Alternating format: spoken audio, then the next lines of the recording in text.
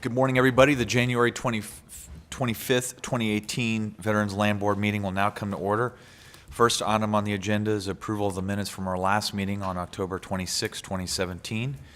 Assuming the board has had a chance to review said minutes and assuming no questions, comments, or concerns at this time, I can entertain a motion to confirm said minutes. I'll move. Second. Motion is made, seconded, and carried unanimously to approve the minutes. Next item on the agenda is number 2. Thank you, Mr. Chairman. Members, for the record, I'm Rusty Martin, Chief Investment Officer. Staff is recommending that the loan limit in the Veterans Housing Assistance Program be increased from its current maximum of $424,100 to $453,100, beginning with rate locks issued on and after January 29th. There's a table in the memo that you have that shows a history of the loan limits in the program. And as you can see, originally the limit was $20,000, and it's changed several times over the years. That was in '83 to its current limit of $424,100. The increase that occurred in 1999 from $45,000 to $150,000 followed the passage of legislation that amended Chapter 162 of the Texas Natural Resources Code, and it provided that the board's maximum loan amount could not exceed the maximum amount allowable for a similar home mortgage loan through the United States Department of Veterans Affairs, the VA. At that time, the maximum amount guaranteed through the VA was $203,000. At the time of the last increase in the VHAP loan limit, which was just last year, 2017, the maximum amount guaranteed through the VA was also the amount that the loan limit was in the program, $424,100. Effective January the 1st of this year, 2018, the VA once again raised its maximum guaranteed amount to $453,100. So staff is recommending that the board raise its maximum loan amount to match that amount. Since the average loan origination amount in the VHAP is currently about $268,000, it's difficult to estimate with any certainty what the impact on actual loan demand is going to be from increasing this loan limit, but it likely will be minimal. In the past, the same effort has proven to have a minimal effect on overall demand.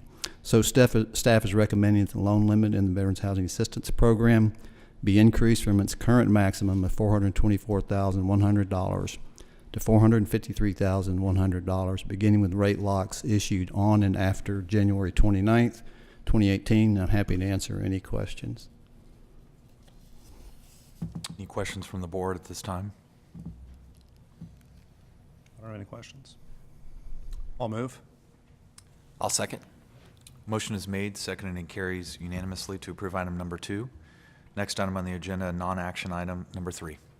Thank you, Mr. Chairman. Members, as the Commissioner mentioned, this is a non-action item. We place it on the agenda at each meeting for discussion. I'll just give you a brief update on where we are with rates in the Housing Assistance Program. The current base rate is 3.77%. That's 51 basis points below the benchmark. Also, qualified veterans with disabilities receive a 50 basis point discount on top of that. So those individuals could get a 30-year rate of 3.27%, extremely attractive rates. As you know, 2017 was a significantly below average year for demand in the program, and that was directly as a result of the fact that City Mortgage, who had been the existing administrator of the program for many, many years, announced that they would not be renewing their contract. So we had to go through the process to replace them, and it took almost a year to do that. We did successfully replace them, as you know, with 2 entities, Gateway Mortgage, which is in charge of loan origination now, and Nation Star Mortgage, which is the master servicer. So that happened and was solidified in October. So since then, we have really seen a good strong uptick in loan demand as expected. Just for comparison's sakes, in 2017, we only made $103 million in new loans, which was 86% below 2016 of $742 million. But through the first 4 months of fiscal year 2018, none of those changes have been made. We've already made $74 million in new loans. Also, in 2017, demand was only averaging about $9 million a month. During the first 4 months of the fiscal year 2018, that has doubled to $18 million a month. So the rate locks in the program give us a good indication of what future demand is going to be. And rate locks at this time are running about 75% of what I would call normal. So we're well on the way to a recovery to what I think are going to be normal levels in the program, which would be somewhere between $500 and $600 million a year. Also, just to give you a little history on the average loan size, as it changes from year to year, it's been creeping up. In 15, it was $246,000. In 16, it was $253,000. Last year in 17, it was $261,000, and as I mentioned earlier, through the first 4 months of this fiscal year 18, it's averaging $268,000. Again, this is informational only. I'm not asking for any action, but I'm happy to answer any questions. Any questions from the board at this time? How has that transition been going with the new servicers? It's been going exceedingly well. We're very happy with the responsiveness from both of the administrators. Their commitment is obvious to the program, and it's going very well. No issues at all. All right. Assuming no further questions, comments, this being a non-action item, we can move to number 4 on the agenda. Thank you, Mr. Chairman. Members, as the chairman mentioned, this is quarterly investment report, which is a non-action item placed on the agenda at the request of state auditors. I'll give you a brief executive summary, mostly concerned about market conditions, and talk a little bit about the performance of the portfolio. In the third quarter, this is the period for ended September 30, 2017. So GDP at the end of the quarter was running an annual rate of 3.2% after running 3.1% in the second quarter. The U.S. unemployment rate ended the quarter at 4.2%. The Federal Open Markets Committee left its target Fed funds rate unchanged during the period, maintaining a target range of 1% to 1.25%. However, as widely expected, because they broadcast it pretty significantly, they did announce the implementation of what they call a balance sheet normalization program, and it modifies the existing policy at that time concerning the reinvestment of principal payments from its holdings in agency mortgage-backed securities and the rolling over at auction of maturing treasury securities. So what that means is, starting in October of 2017, they began rolling over at auction the amount of maturing treasury securities that exceeds $6 billion each month, and reinvesting in agency mortgage-backed securities the amount of principal payments from their holdings of agency debt and agency mortgage-backed securities received during each month that exceeds $4 billion. So they're slightly tinkering with that reinvestment amount. They also continue to expect that economic conditions will evolve in a manner that warrants only gradual increases in Fed funds rate.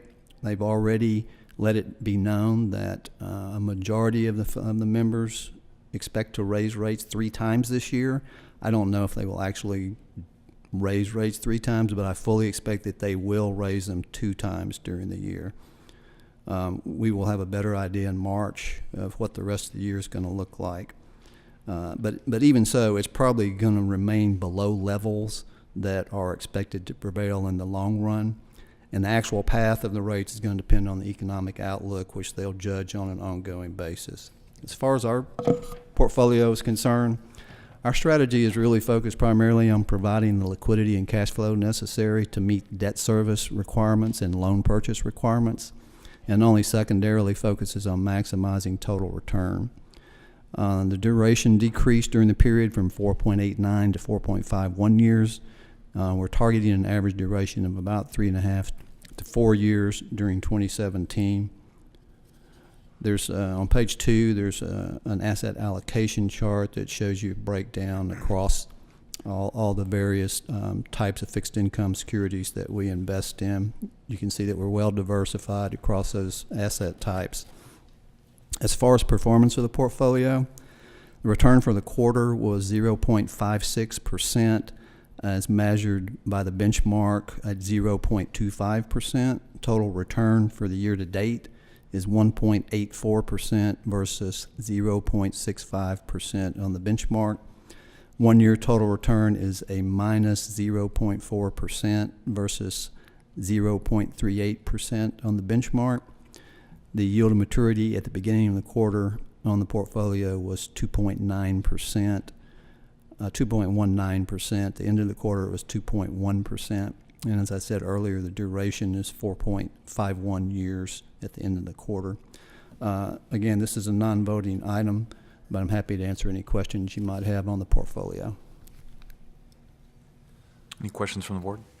I just had one question. When we're talking about a rising interest rate environment and everything, and we haven't seen this in a while, but could you talk about the impacts on both our home loan program and the land loan program, and how it could potentially affect our revenues and our financial? Okay, sure. So I'll start with the land program.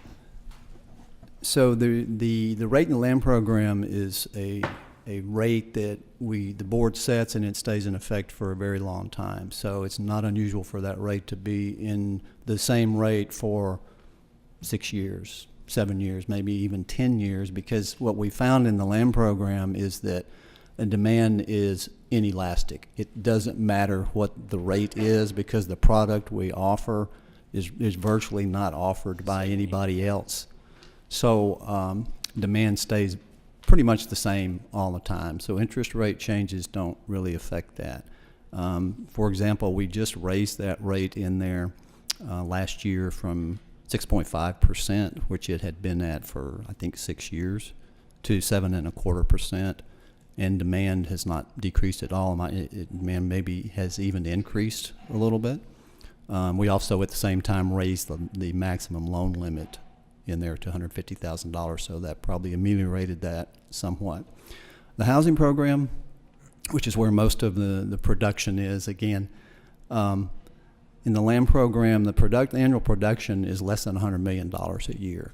Probably an average year in there right now is around $75 million a year. The housing program average is $500 to $600 million a year. That's a much more complicated program, much more sensitive to changes in interest rates. So with regard to rates there, we reset the rate every week. So we have a new rate that's good for 1 week.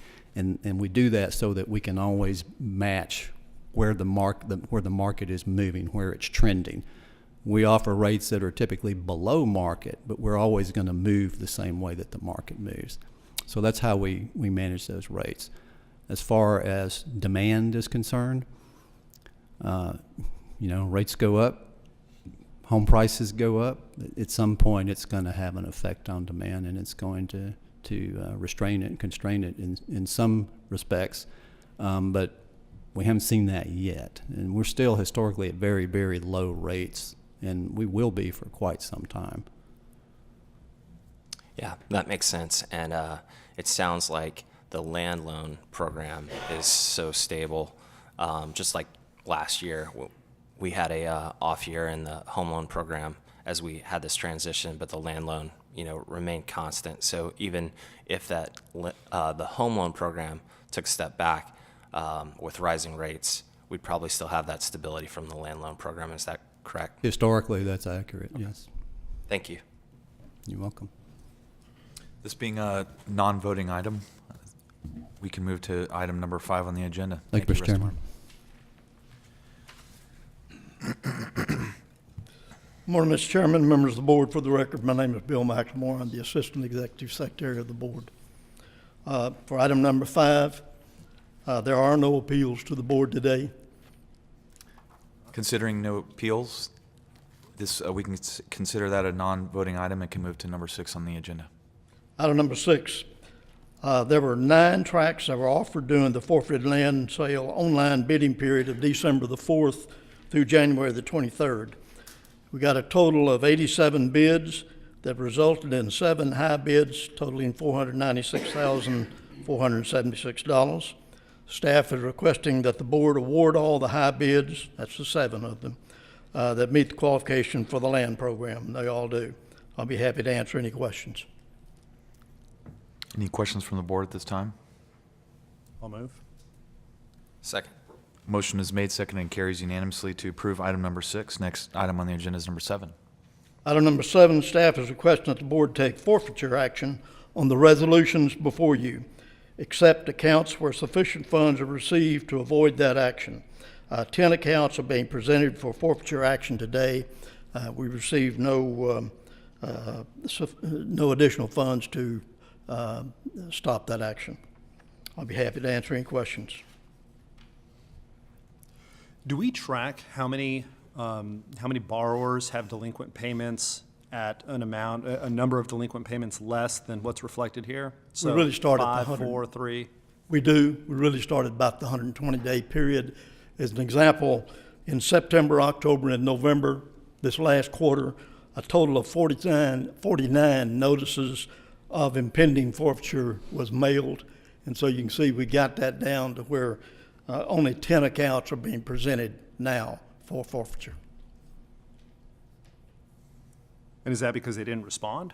Or is that because, what did the folks who got For a those variety of notices- reasons, they did not respond. They are struggling with some funding to try to get caught up. This will put them in line to be ordered for sale. Okay, the folks who were on that list that aren't on this list, did they come current with their payments? Or did they enter? For most of them, they came current with the payment or sold the land. Okay.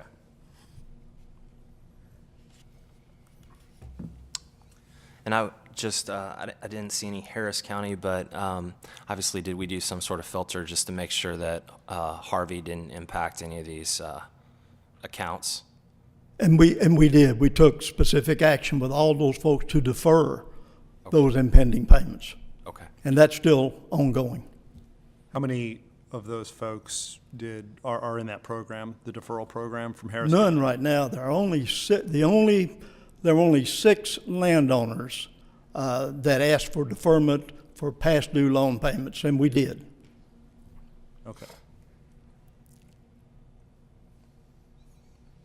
All right. They're going to have about 2 years to be able to work that out for us. We'll defer those payments for a pretty long period of time for those folks. And when you say land owners, you mean in both the housing program and in the land program? This is primarily the land program that I'm talking about now. All right. For the housing program, there are some conditions that would make us go ahead. But HUD and FHA and VA and all of those have essentially the same deferment authority for that hurricane as I have for the land program. Okay. And our policy on delinquencies has always been there at the 6-month time period, the 180 days. Is that? That's the first step, but you can extend that all the way up to 2 years and defer those payments. Okay. All right. No further questions? At this time, we can entertain a motion to act to accept and award all qualified high bids received from the online bidding forfeited land sale. To request to forfeit the VOB delinquent land accounts that have just been discussed on item number 7. I'll move. Second. Motion is made, seconded, and carried unanimously to approve item number 7. Next item on the agenda is number 8. Staff is on agenda item number 8. Staff is requesting the board take action on the resolution before you. The resolution lists accounts to be considered for order for sale action today. These 7 accounts will become the tracks for the next forfeited land sale during the next quarter. We're requesting the board's authority to pull any account between then and the next sale that fully is reinstated prior to the date of the next sale. About 45 days prior to the bidding deadline, we hope to have all those accounts pulled as much as we can. We'll work to mitigate those losses. Be happy to answer any questions. Any questions? No questions. No questions. So moved. Second.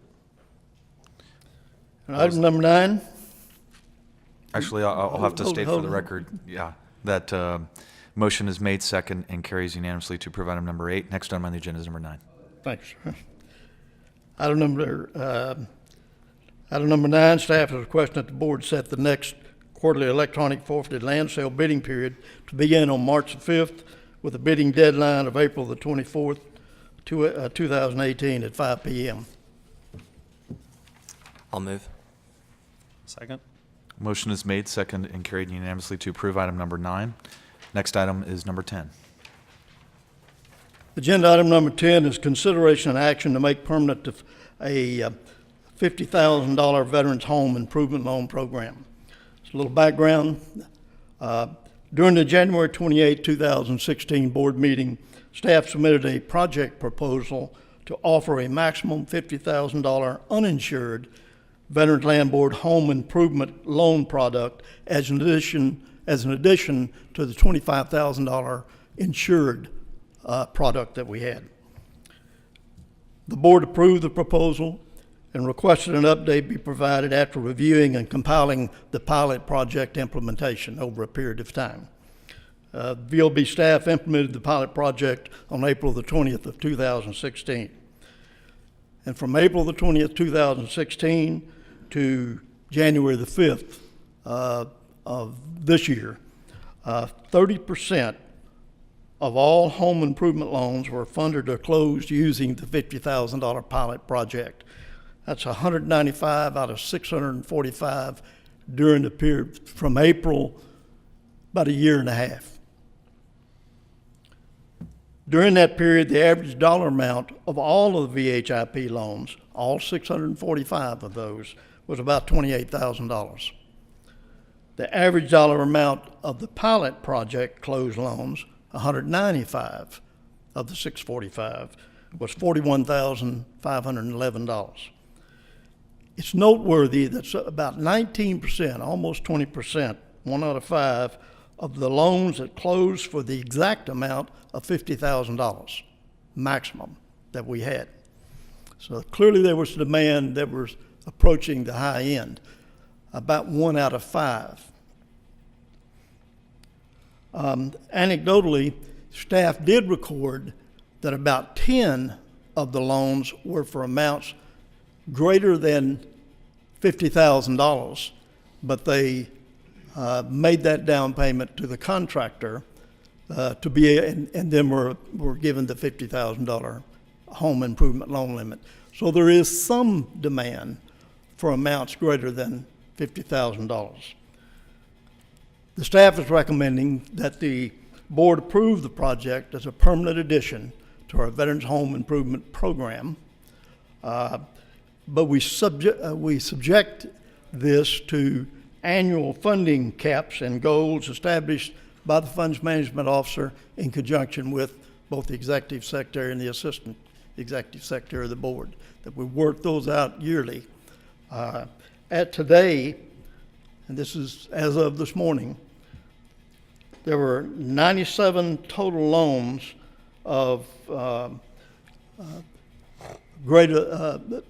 heading to, for the home improvement program.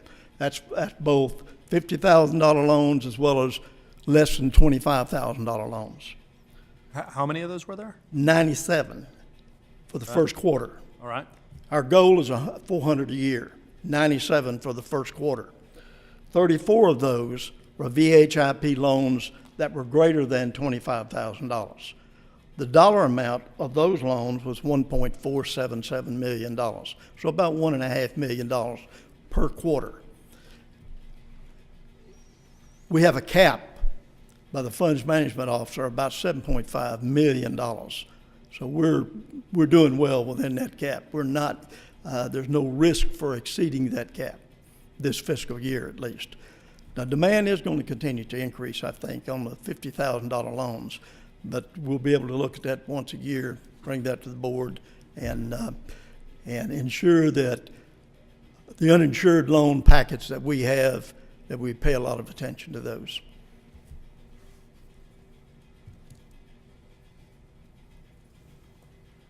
I've got a question about, not about what you just said, but about this program just in general. And I think I knew the answer to this at one point, but I've since forgotten. And that is when somebody wants a home improvement loan, in the process of applying for that loan, do they specify what improvements are going to be made? And do they have to provide proof of that they're going to apply those funds to those improvements? Or is it more of a, loan that is backed by the trust in the person who's the borrower? Those are very specific improvements that can be made. They're all in the FHA guidelines to be able to get the $25,000 loan guarantee from FHA. We have required those same rules be applied to our uninsured loans, not just swimming pools and hot tubs. There have to be things that are going to bring value to the property, and it can be either in a first lien or a second lien position. So we're trying to mitigate as much risk as possible. Clearly, where you have FHA insurance on the property, that's one degree of loss mitigation for us. Where you don't have that, we're trying to make sure that the equity in that home is going to cover that. And that's why in the long run, we want to watch where housing prices and housing equity remains at that level. And we don't start having a slowdown in the values of homes start going south on us. You said something about first lien and second lien. Does this loan, get placed in the third lien position? You could have a home loan with a lien, that first lien position. Ours would be in the second lien position. Okay. And the requirement is that it be in either one of those two positions? If that's correct. Okay. If the home was free and clear when you want to do a home improvement loan, would be in the first lien position. I see. Okay. And am I reading this correctly that the $25,000, our current program, we're protected by the FHA loan guarantee It has been. entirely? So now It we're has stepping been. out beyond that, correct? They've paid the exact amount of the loan balance that's owed them. So going to 50,000, that would be on us. If That's something correct. falls. It's self-insured at that time. And do we have any kind of historicals on the program as far as delinquency rates or failures to pay? I'll have to get that for you, but my clear understanding is we've had very, very few housing payments that have not, or home improvement loan payments that are being missed. Okay. Go ahead. I can answer that question with regard to Can you historical state trends. your name for the record? I'm sorry. I'm sorry. Rusty Martin, Chief Investment Officer. With regard to the historical portfolio, so basically the $25,000 loans, the forfeiture rate in there is below 1%. It's in line with the overall housing program, which is also below 1%. It's too early to have any evidence on the $50,000 loans. That's why we want to keep a cap in place so we can manage our exposure there until we start to see some anecdotal evidence about what those, if there is going to be a difference in delinquency and foreclosure on those homes. We just don't have that information yet, but historically extremely low. Okay. Thank you. And that makes sense. And what was the cap again that we were talking about? The cap for the 50,000? I'm sorry, I didn't hear you, sir. Oh, the cap that we just talked about? The cap we have right now is $7.5 million Okay. on the 50K, Okay. Thank you. and no cap on the 25K. Got it. I just had one question, Bill, and also just want to thank you and the staff for presenting this pilot idea years ago. The success of it really has spoken for itself. Has the VA or FHA discussed maybe expanding this program at the federal level? Maybe because we were under the confines of those restrictions and you all thought creatively to work around that? VA doesn't have the authority. FHA is not contemplating increasing that $25,000 limit. As far as we can find out right now, we've had some conversations, but that's with local folks. That's not with the VA, with the FHA central office. VA central office, I have asked those questions to. Tom Bowman and Danny Devine, and they just don't have the statutory authority to exercise such a program So it would require an active FHA Yes, sir. and/or, okay. for VA. And it would require at least a regulatory change for FHA. Okay. Thank you for that. Yes, sir. Any other questions at this time? No questions? Just to be clear, I'm going to restate for the record the recommendation from staff from Mr. McLemore's memo, because I think it's a little bit more clear than what's written on the agenda, and that is that staff is recommending the board approve the project as a permanent, and I emphasize permanent, product of the VHIP program, subject to annual funding cap goals, as discussed earlier, by the funds management officer in consultation with the executive secretary or assistant executive secretary. At this time, I could entertain a motion to approve said recommendation. I'll move. I'll second. Motion is made, seconded, and carries unanimously to approve item number 10. Item number 11 will actually be an executive session, and the board will enter closed session pursuant to Chapter 551, Subchapter D, Texas Government Code, Section 551, Tech 071, Subsection 2, for consultation with an attorney regarding legal issues raised in connection with awarding a contract that we will discuss in that item. Following closed session, board will reconvene in open session to complete the docket.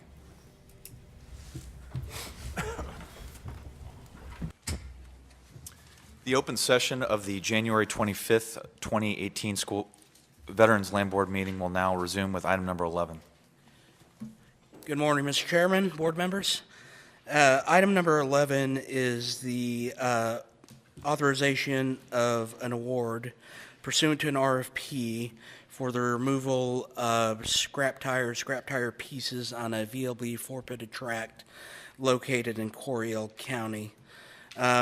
Staff recommendation is that the board authorize staff to issue a notice of award to the winning bidder, subject to successful contract negotiations as discussed in executive session, and subject to board approval of final contract.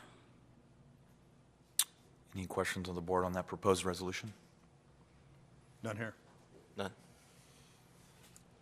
I'll move. I'll second. Motion is made, seconded, and carries unanimously to approve said resolution, item number 11. Thank you, Mr. Chairman. Thank you. Next item on the agenda is number 12.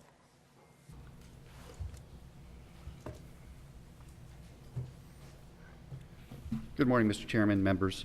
My name is John Berkeley, Deputy Director for the Texas State Veterans Nursing Homes.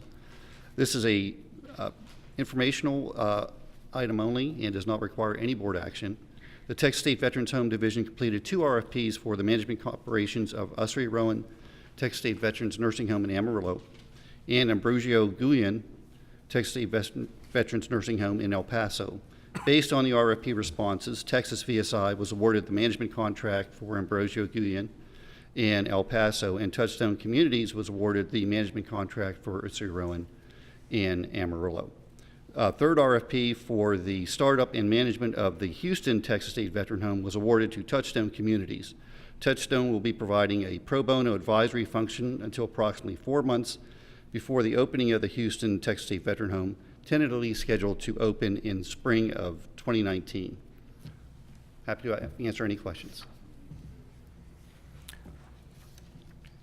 With respect to Touchstone, when would their agreement, I guess, officially commence For the Texas State Veteran for Home, the Texas State Veterans Home?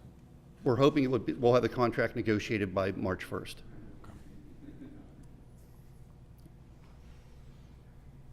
Any other questions? Any other questions on that point? What is the pro bono advisory function that they're going to be performing? Basically, being a long-term provider, as we move forward on the construction, many times they'll have recommendations on things such as the low voltage system, what type of nurse call system, other ideas that may make the function of the home more convenient or better for the staff and the residents, not just based on what the architect has as an idea for the home. And so more along those lines as to the form and function of the home as it gets ready to open. Okay. Okay. Thank you. Anything else? All right, thank you very much. Thank you. This being a non-action item and there being no further business before. Oh, we're on B. Okay. So we now move to item, I'm sorry, subpoint B. My bad, Eric. You're fine, you're fine, sir. You're fine, sir. For the record, I'm Eric Brown, Deputy Director of the Texas State Veteran Cemeteries Program. Staff would like to provide cemetery program updates to the board. Last time I met with the board was, I believe, September 2015, where the board made some significant changes that had a profound impact on the program. Specifically, the Texas State Veteran Cemeteries continues to be a valuable resource for the communities and surrounding areas of Killeen, Corpus Christi, Abilene, and Mission. The Texas State Veteran Cemeteries complement the 4 national cemeteries in Houston, El Paso, Dallas-Fort Worth, and San Antonio to provide Texas communities earned burial benefits. The cemeteries program has forged a strong partnership with the Veterans Affairs, which has resulted in the awarding of more than $6 million in expansion and improvement grants over the past 2 years. These grants are 100% reimbursable matching funds and significantly support our efforts to maintain our hallowed grounds in perpetuity. In addition, capacity and utilization rates at the 4 Texas State Veteran Cemeteries are monitored to address the needs of otherwise unserved veterans and their families around the state. Of our total capacity to inter more than 141,000 veterans and their families, about 10% of available space has been used, with 90% space remaining. The Texas State Veteran Cemeteries Program also has made significant contributions to supporting the agency's goal of raising awareness of earned burial benefits through robust outreach efforts and by maintaining pristine hallowed grounds with a focus on promoting honor and dignity. Several important approaches we've taken include the Unaccompanied Veterans Program, which has gone over very well with the communities. We've installed our first Vietnam Veterans Memorial at the Central Texas State Veteran Cemetery in Killeen, with a plan to install additional monuments at the additional 3. We bolstered our social media presence, which had a direct impact on raising awareness of earned burial benefits. And we've also hired on-site representatives who support us in overseeing and managing the operations of the cemeteries. And OSRs actually happen to be present today. They're down here for some important training to make sure we continue to maintain those grounds. The entire Texas State Veteran Cemeteries program staff is extremely proud of the vast improvements and strong relationships built over a relatively short period of time. This concludes the cemetery program updates. I am happy to answer any questions the board may have. I was just looking, so the $6 million from the VA, has that been, kind of continuous, the support that we've seen from the VA in supporting the Texas veteran cemeteries? Absolutely, sir. In fact, we have probably another $2.5 million to $3 million in the queue right now, but it hasn't got the rubber stamp, so it's not technically approved yet. But I have been given preliminary commitment that Texas will likely be receiving those funds. That's great. I'm also wondering, do you know, as far as the VA cemeteries in Texas, like what their capacity is at, and if, at some point they were to add a federal VA cemetery here, or whether, they would rely more on these Texas veteran cemeteries if those 4 reached capacity? Yes, sir, that's a great question. I'm not familiar with the capacity of the current national cemeteries. I can certainly get that information provided to you. But in terms of filling the gaps for unserved needs around the state, we've identified 2 areas in the states where a need could be met, and that is in the East Texas area and the Panhandle. And I'm in consultation with VA right now to try to get a national cemetery out there because it meets the criteria for a national cemetery. Also, the way VA looks at it, they don't just look at a specific state, they look at a region. So cemetery in East Texas would also encompass the Louisiana area, as you have a huge number of unserved veterans out there, I think more than 150,000 veterans. Yeah, I was just trying to think about how the Texas Veteran Cemetery Program ties in with kind of the VA and the federal program, but it sounds like you're already looking at that. Yes, so we complement the national cemetery. So where there are pockets of need, we fill those pockets of need. That's great. Thank you. You're welcome, sir. Congratulations, Eric, on unaccompanied veteran. Thank you, sir. It's a great idea and really taking off, and something I hear about in the veteran community throughout the state. So, Bravo Zula. I was actually going to ask about that. Can you talk a little bit more about that program, Unaccompanied Veterans? Sure. Unaccompanied Veterans Program is an interesting story how it started. It started in 2015. I had just taken over the program, and I was unaware of the unaccompanied veterans. And so I got a stack of DD-214s, which is discharge paperwork from veterans, on my desk from the Killeen facility, about 7. Because there's an organization in the state that goes around and looks for unclaimed veterans' remains in funeral homes. But I have to approve to have these folks interred in our cemeteries, and they are cremated remains. There were 7. The first one I looked at was an Air Force Master Sergeant. That's me. I immediately got on the phone and asked what the procedure was for interring these folks. And they told me they do what's called a direct to no witness. And what that means is that they bring their remains onto the grounds and they just inter them with no military honors whatsoever. And I immediately said, stop, that will not happen again. They've earned the right for military honors just as we all have. And so I've got on the phone, started talking with community supporters, and talked with the folks upstairs, Office of Communications, to help to get the word out. And it's just taken off from there. And since then, we've had a total of 93 unaccompanied veterans buried. If not for what we're doing, these veterans would typically be buried in paupers' graves, unmarked pauper graves and county graves. And so myself and the rest of our veterans, we felt we could do better than that. And so It's awesome. That is awesome. I mean, you think about the Tomb of the Unknown Soldier and the hallowed ground that we have in Arlington versus, you know, if you're a veteran in Texas and you don't have a next of kin. I'm glad that you're doing this. I think it's a great program. thank you. Thank you. That program reminds me of the time that y'all came to us and asked about the spouses who were going and leaving flowers on the graves, and those flowers were getting picked up. Yes, sir. And where we moved, and we said, look, leave those flowers out there for a little bit longer. Is that going over well? Oh my goodness, sir, that has gone over very well, extremely well. The number of complaints we were given were significant, and we've had very few complaints now because it's all, these cemeteries belong to the families. I'm a huge proponent of that. Taking families' flowers off graves, there's a cost to these flowers, and we need to try to mitigate those costs as much as possible.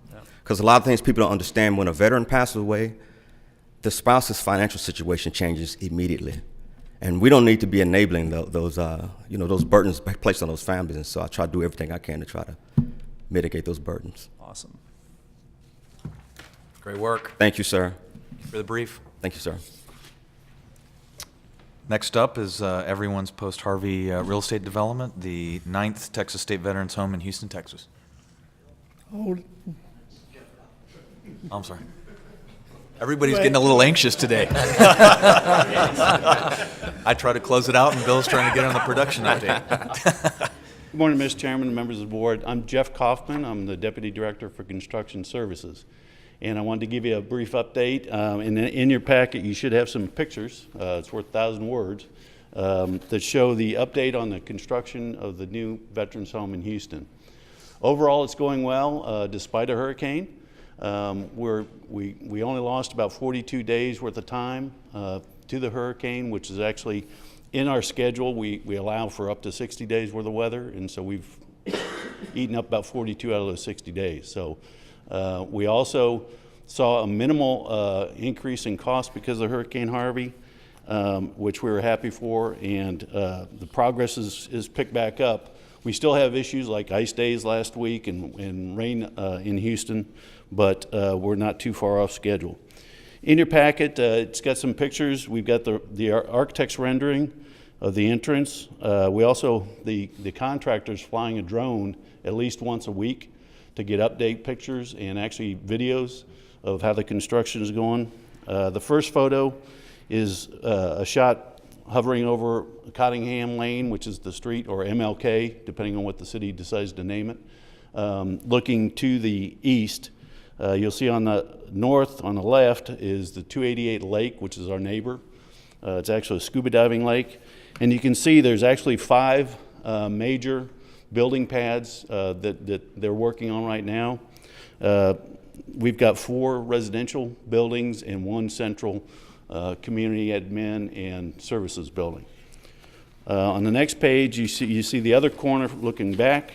Right now, even since this has been taken a couple weeks ago, we've got 1 residential home pad complete. We now have about 2/3 of the administration building pad complete. We're scheduled to actually start steel erection within about 2 weeks on the first building that you see the pad for. So once that happens, it's really going to start going quick. So we're real happy with being caught up. After they pour all the pads for the buildings, they'll then pour a pad for a ring road that goes all the way around the facility that we need to have in place in order for fire safety before we actually start putting sheetrock or anything on the steel. You can also, you have a picture of the concrete pour at night. They usually do most of these concrete pours starting at 3 or 4 in the morning, mainly because of traffic. They can't have these concrete trucks getting stuck in traffic and turning that big load of concrete into a big frozen truck. So they try and get all the concrete done before 6 a.m., and that also gives them time to get out of the way for the rest of the workers who come on the site. So it's pretty exciting when they do the nighttime pours. They're also doing on, that we got one picture of a huge underground water line. That's actually the fire hydrant line. That they've now got that complete from the picture. They've got the main plumbing lines, underground plumbing lines are all complete for the project. And they're starting to work on the central plant. As soon as they finish the pour for the administration building, they're going to move on to the central plant. And then the last two pictures are kind of interesting. This was the effect of Hurricane Harvey. These are actually the two flyovers that they did the first day that they were allowed back on site. It took several days, almost 2 weeks, before they could even get back to the site.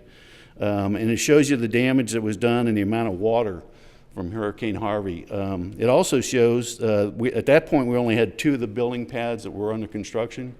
It shows that one of the things that we did during design is we made sure to raise the floor level of all these buildings up so when hurricanes like this hit, we don't get flooded. So you can see that worked well.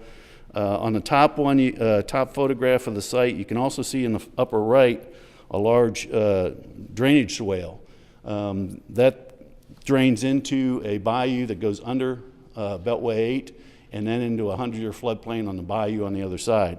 That's approximately 14 foot deep, and that thing was completely filled with water. So there was quite a rain event on that with Hurricane Harvey, and again, it took about 42 days to get back and rolling again. Dollar-wise, we're in good shape. We've only had one change order. Had to do with adding that ring road around there, and also a new requirement by the VA for Legionella control. That was about $240,000. Like the overall contract for construction is about $37 million, and we've got architectural contracts that are about $2.4 million. So everything's going as planned, with the exception of a little bit of delay, but we're back at it and we're excited about it. Any questions?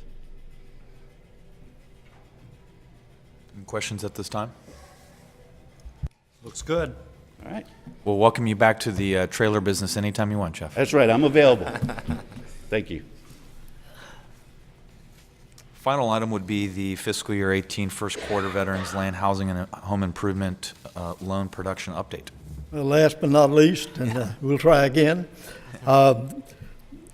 This is an information item to provide you an update on our first quarter FY18 production in the home loan, land loan, home improvement loan market as compared to the first quarter of FY17.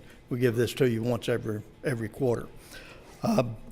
There was in the land mortgage program, there was a 12% decrease in the number of land loans closed. However, there was a 4% increase in the value of land loans closed as compared to FY17 last year. The good news is there was a 21% reduction in land loan processing time. We went from a land loan processing time of 38 days last year, this same time, to 30 days this year, which is our standard. For the Veterans Home Improvement Program, there was a 45% decrease in the number of home improvement loans closed and a 46% decrease in the value of the Veterans Home Improvement loans closed. Two things literally impacted this: transitioning to a new administrator with no rate locks were issued during the entire month of September. So no production in home improvement loans while those rate locks weren't being offered. In addition to that, Hurricane Harvey's impact on the demand for housing rebuilding labor and supplies materially impacted both supply and demand for the Veterans Home Improvement Loan Program. USAA and all the good insurance companies were working hard to make those payments that mitigated our ability to make good deals on home improvement loans when you were giving them their insurance payments and grants from FEMA for those home improvement loans throughout the Southeast. For the Veterans Housing Assistance Program, since we now have a new administrator of the program, there's a 55%, and those guys are working. This first quarter, I was stunned that we had a 55% increase in the number of housing loans closed as compared to last year. The point being, looks like the new program administrator for the housing program really doing good work and is almost catching up with where we were back in 2015. Any questions?